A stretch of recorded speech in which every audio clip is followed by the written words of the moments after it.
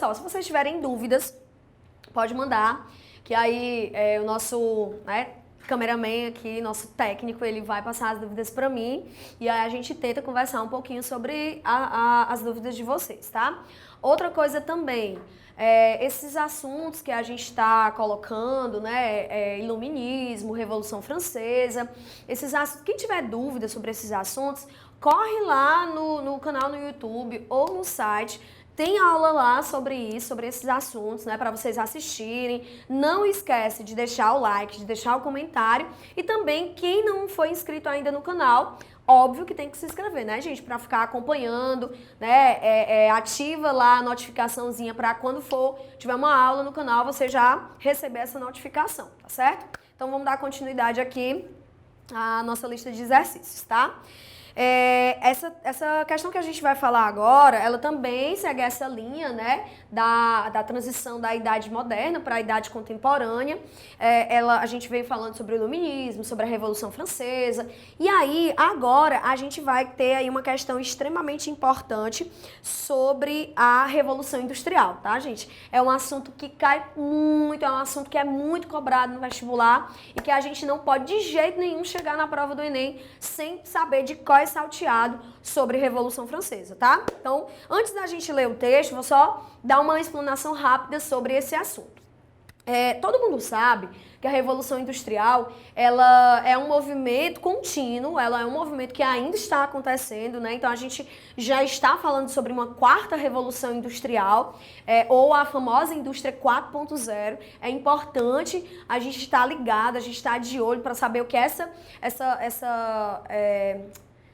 Indústria 4.0, para que, se uma eventual questão, né, que vai comparar lá, por exemplo, a primeira fase da Revolução com essa quarta fase da Revolução, a gente já está por dentro do assunto, tá? Então, ó, a Revolução Industrial, ela foi um movimento que começa, né, a gente pode falar assim, né, um movimento que começa na Inglaterra, né? A Inglaterra foi pioneira desse movimento da Revolução Industrial por alguns motivos que eu vou citar agora para vocês, então presta atenção, tá? Olha só, a Inglaterra é pioneira da Revolução Industrial, por quê?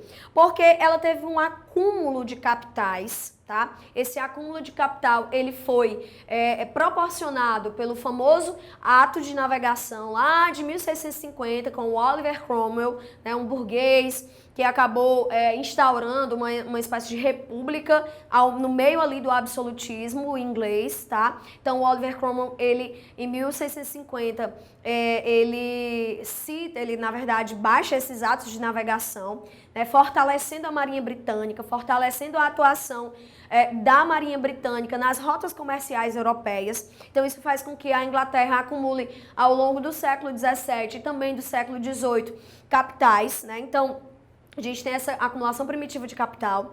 A gente tem recursos naturais na Inglaterra, como o carvão, como o ferro, que foram extremamente importantes para essa primeira fase da Revolução Industrial.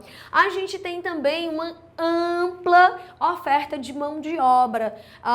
Os centros urbanos, da Inglaterra, vão começar a inchar, e isso significava uma oferta de mão de obra que era utilizado nas fábricas, na indústria, enfim, tá? A Revolução Industrial na Inglaterra, ela então vai se desenhar nesse contexto, e ela é como é que eu posso dizer para vocês? É um contexto de transição, é um contexto que marca a ascensão do sistema capitalista, é um contexto que marca, né, um evento que marca a consolidação do liberalismo político, do liberalismo econômico, né, que são dois conceitos que estão dentro do iluminismo. Então, a Revolução Industrial, ela tem tudo a ver com a burguesia, a Revolução Industrial, ela tem tudo a ver com o iluminismo também, ela tem tudo a ver com o liberalismo político e o liberalismo econômico, tá?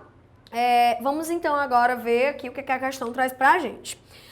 A Inglaterra pedia lucros e recebia lucros. Tudo se transformava em lucro. As cidades tinham sujeira lucrativa, suas favelas lucrativas, sua fumaça lucrativa, sua desordem lucrativa, sua ignorância lucrativa, seu desespero lucrativo.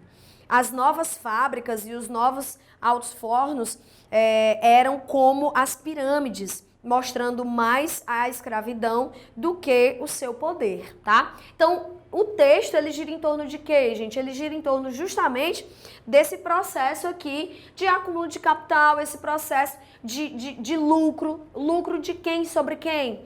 Lucro do patrão, lucro do burguês, do dono dos meios de produção sobre o proletariado, sobre a massa trabalhadora. Então, essa cidade, esses centros urbanos, eles acumulavam muita gente, muita mão de obra disponível, mão de obra barata, mão de obra que era completamente explorada.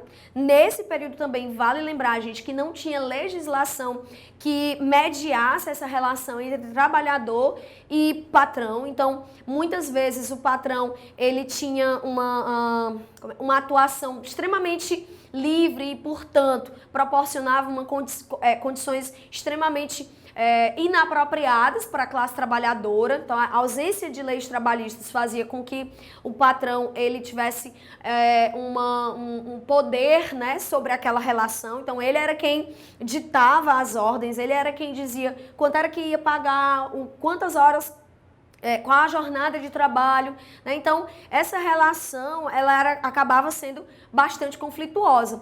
E os centros urbanos, no período da Revolução Industrial, eles vão ser espaços extremamente permeados de conflitos sociais, de desigualdade, né? Eram espaços que não tinha uma organização, não tinha uma linearidade urbana. Então, eram cidades feias, eram cidades sujas, eram cidades poluídas, eram cidades onde as doenças se proliferavam muito fácil, muito rapidamente, justamente por condições inóspitas, tá? Então, vamos ver o que é que os itens traz pra gente, tá? Primeiro, o enunciado, né? Esse comando da questão, ele é muito importante para a gente entender o que é que a questão quer. Vamos lá. Qual a relação estabelecida no texto entre os avanços tecnológicos ocorridos no contexto da Revolução Industrial inglesa e as características das cidades industriais no início do século XIX? Olha aí, ó, avanço da Revolução Industrial. Quanto mais essa Revolução Industrial avança, sem a presença dessa legislação que modelasse essa relação entre trabalhador e proletário, trabalhador e patrão, mais as condições de vida desse proletariado eram ruins, mais as cidades ficavam inchadas, mais as cidades ficavam submetidas a essa desordem social, a essa desigualdade social, tá? Então vamos lá para os itens dessa questão, tá? O item A. A facilidade em se estabelecerem relações lucrativas transformava as cidades em espaços privilegiados para a livre iniciativa, característica da nova sociedade capitalista. Gente, esse item ele pode causar aí alguma dúvida para vocês, mas olha o que o texto fala, né? O trecho traz pra gente. Ele fala sobre lucro e ele fala, vou voltar um pouquinho no texto, ele fala sobre sujeira lucrativa, ele fala sobre as favelas, ele fala sobre a poluição, quando ele cita fumaça, a desordem, né? Então, esse item A, quando ele fala da facilidade de se estabelecerem essas relações lucrativas, ele não toca o texto, ele não toca de fato o que é que o texto quer que a gente interprete, tá? Então a gente descarta o item A. O B, o desenvolvimento de métodos de planejamento urbano aumentava a eficiência do trabalho industrial. Nada de planejamento urbano, a gente já discutiu sobre isso, né? Então corta esse item B. C, a construção de núcleos urbanos integrados por meios de transporte facilitava o deslocamento dos trabalhadores das periferias até as fábricas. Gente, geralmente o que era que acontecia? Os cortiços, né, que eram geralmente onde os trabalhadores moravam, eles eram muitas vezes feitos perto das fábricas, para que o trabalhador ele diminuísse o tempo, né, nesse período em que a lógica do tempo é dinheiro, para que ele diminuísse o tempo do percurso da moradia para as fábricas. Então, geralmente, o que é que acontece?